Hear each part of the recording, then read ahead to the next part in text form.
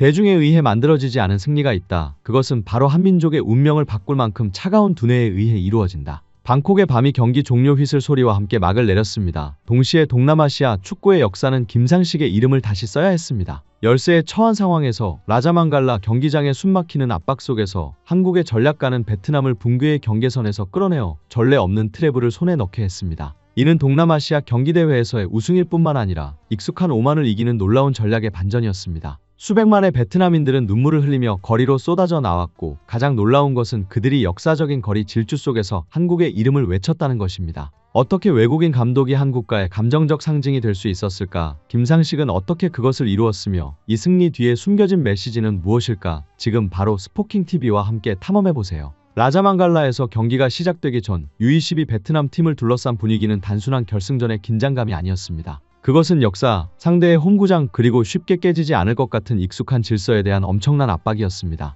동남아 언론의 시각에서는 이 무대가 태국을 위한 것이라고 했습니다. 베트남은 도전자로 언급될 뿐이고 승리는 이미 주인이 정해진 것처럼 보였습니다. 하지만 한국 축구를 오랫동안 지켜본 우리에게는 또 다른 이름이 주목받았습니다. 김상식. 철저한 규율, 현대적 전술사고, 그리고 압박 앞에서도 굴하지 않는 담력을 지닌 한국인 감독. 그는 동남아에 융화하러 온 것이 아니며 대중의 감정에 맞추러 온 것도 아닙니다. 그는 한국인에게 익숙한 것을 입증하러 왔습니다. 전술과 담력은 어떤 무대에서도 가치가 있다는 것을. 지역 언론은 의문을 제기하고 심지어 의심했습니다. 한국 감독이 동남아 축구의 특산품인 혼란, 감정, 홈 경기의 압박을 통제할 수 있을까? 그러나 이러한 의심은 김상식의 위치를 더욱 부각시켰습니다. 그에게 이 경기는 단순한 U22 베트남의 결승전이 아닙니다. 이는 한국 축구가 익숙한 경계를 넘어서는 능력을 시험하는 시험대입니다. U22 베트남에게 이 경기는 역사를 다시 쓸 기회입니다. 김상식에게는 한국 전략가들의 성공이 운이나 상황의 산물이 아님을 증명하는 순간입니다. 수많은 상대 관중의 압박 앞에서 그는 한국 축구가 항상 자랑하는 것을 가지고 있습니다. 냉철한 머리, 명확한 계획 그리고 전술이 충분히 날카로우면 질서를 뒤집을 수 있다는 자신감.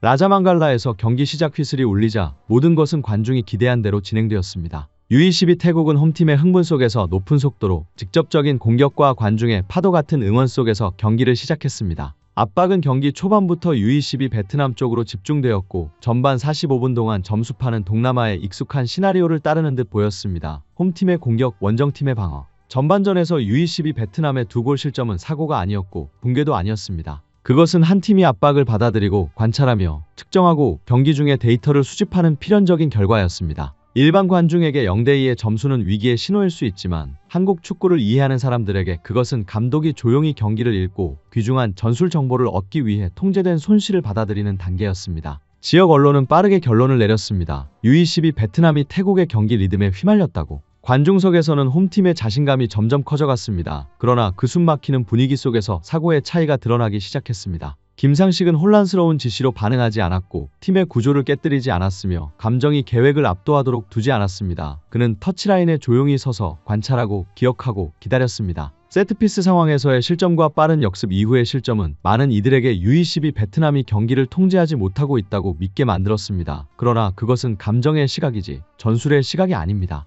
김상식에게 전반전은 단지 스케치일 뿐이었습니다. 그는 필요한 것을 보았습니다. 태국이 지속할 수 없는 속도, 그들이 전진할 때 나타나는 빈 공간, 그리고 자신감이 점차 자만으로 변하는 모습. 전반 45분은 라자망갈라 관중의 환호와 언론의 의심 속에서 끝났습니다. 그러나 라커룸에서는 경기가 이제 막 시작되었습니다. 김상식에게 축구는 군중이 가장 흥분할 때 결정되는 것이 아니라 상대가 스스로의 한계를 드러낼 순간을 기다릴 수 있는 인내심 있는 사람들에 의해 결정됩니다. 최고 수준의 축구에서는 점수판에 나타나지 않고 통계에 기록되지 않지만 모든 것을 결정짓는 순간이 있습니다. 라자망갈라에서의 하프타임이 바로 그런 순간이었습니다. 외부의 관중이 여전히 조기 승리의 감정에 빠져 있을 때 U22 베트남의 라커룸 안에서 김상식은 한국 축구를 잘 아는 사람들에게 익숙한 작업을 시작했습니다. 이성을 통한 질서 재정립. 고함도 당황도 없었습니다. 김상식은 감정이 반전을 원할 때 가장 먼저 제거해야 할 것임을 알고 있었습니다. 그는 적게 말하지만 핵심을 찔렀습니다. 0대2의 점수에 집중하지 않고 상대가 인식하지 못한 디테일을 지적했습니다.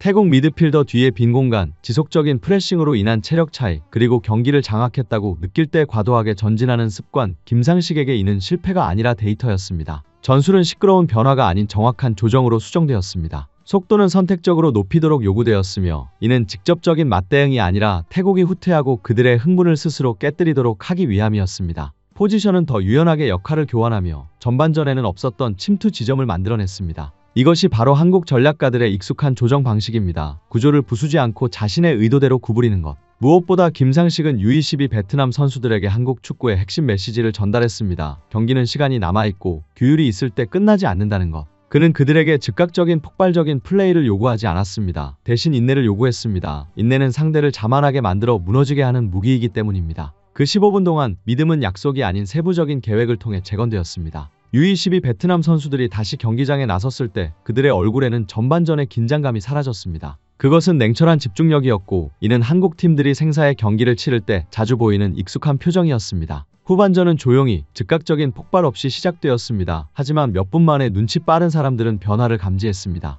U22 베트남은 더 이상 태국의 리듬에 휘둘리지 않았습니다. 그들은 공격 시 더 주도적이었고 목표를 가진 프레싱을 했으며, 가장 중요한 것은 상대에게 결정을 강요했습니다. 이것이 바로 김상식의 계획이 차갑고 정확하게 실행되기 시작한 순간이었습니다. 득점은 기적이 아닌 필연의 결과였습니다. 그것은 인내와 김상식이 전반전에 발견한 약점을 정확히 공략한 상황에서 나왔습니다. 공이 골망을 흔들 때 라자만갈라는 잠시 멈칫했습니다. 한국인에게 그 순간은 익숙하면서도 두려운 순간이었습니다. 상대가 스스로를 의심하기 시작하고 자신감이 점차 불안으로 변하는 순간이기 때문입니다. 그 순간부터 경기는 방향을 바꾸었습니다. U22 태국은 여전히 많은 볼을 소유했지만 실제로는 통제권이 그들의 손에서 벗어났습니다. U22 베트남은 프로그래밍된 리듬으로 경기를 진행했습니다. 서두르지 않고 감정에 휘말리지 않으며 상대에게 정신을 회복할 여지를 주지 않았습니다. 동점골은 홈팀의 명확한 붕괴 속에서 나왔습니다. 심리적 압박이 흥분으로 승리를 쟁취하던 팀의 한계를 넘어서기 시작한 것입니다. 연장전은 모든 차이가 완전히 드러나는 곳이었습니다. 체력, 정신력, 그리고 무엇보다 전술적 준비가 중요했습니다. 태국이 피로와 혼란을 드러내는 동안 U22 베트남은 여전히 구조를 유지하며 계획을 따르고 벤치에서의 지시에 절대적으로 신뢰했습니다. 결정적인 골은 경기를 끝낼 뿐 아니라 홈 경기의 압박이 어떤 상대도 꺾을 수 있다는 환상을 끝냈습니다. 이것은 감정의 승리가 아니라 사고의 승리였습니다. 김상식은 무모함으로 태국을 이긴 것이 아니라 그들을 심리적 전술적 싸움에서 스스로 패배하게 만들었습니다. 이 역전승은 U22 베트남을 동남아 정점에 올려놓았을 뿐만 아니라 명확한 메시지를 전달했습니다. 기존의 질서가 한국의 규율과 지혜로 구축된 계획과 맞설 때 결과는 불가역적인 변화일 수밖에 없습니다. 연장전이 끝났음을 알리는 심판의 휘슬이 울리는 순간 라자만갈라는 더 이상 태국의 경기장이 아니었습니다. 이곳을 가득 채웠던 소란과 자신감, 오만함은 이제 더 나은 통제를 가진 상대에게 주도권을 빼앗긴 자의 익숙한 공허함으로 바뀌었습니다. 경기장에서 U22 베트남 선수들은 지친 것이 아니라 그들의 한계를 초월한 여정 후에 감정이 터져 내려앉았습니다. 그러나 한국 관찰자들이 주목한 것은 경기장 밖에서 벌어진 일이었습니다. 베트남에서는 수백만 명이 밤거리를 메웠고 붉은 깃발이 거리를 뒤덮고 함성이 끊이지 않았습니다. 그 인파 속에서 특별한 디테일이 있었습니다. 한국이라는 이름이 거리에서 울려 퍼졌습니다. 이는 단순한 선수나 순간적인 감격이 아닌 역사적 반전을 이끈 사람에 대한 인정이었습니다. 눈물은 단순히 금메달 때문이 아닙니다. 그것은 해방의 눈물이자 부활한 믿음의 눈물이며 역경 앞에서도 무너지지 않는 팀을 처음으로 목격한 감격의 눈물이었습니다. 김상식은 그 순간 단순히 U22 베트남의 감독을 넘어섰습니다. 그는 새로운 기준의 상징이 되었습니다. 한국적인 규율, 전술, 그리고 침착함의 기준. 베트남 팬들에게 이 승리는 역사적인 의미를 가집니다. 하지만 한국인에게는 더 명확한 증거가 됩니다. 우리의 축구 사고방식이 다른 국가의 감정을 감동시킬 수 있고 익숙한 유니폼을 입지 않아도 존중과 인정을 받을 수 있다는 것입니다. 한국이라는 이름이 축제의 인파 속에서 울려 퍼진 것은 우연이 아닙니다. 그것은 행동으로 구축된 신뢰의 결과이지 말로만 이뤄진 것이 아닙니다. 그렇다면 방콕의 그 밤에 누가 진정한 승리자인가요? U22 베트남은 금메달을 획득했지만 김상식은 더 어려운 것을 얻었습니다. 팬들의 마음으로부터의 절대적인 인정.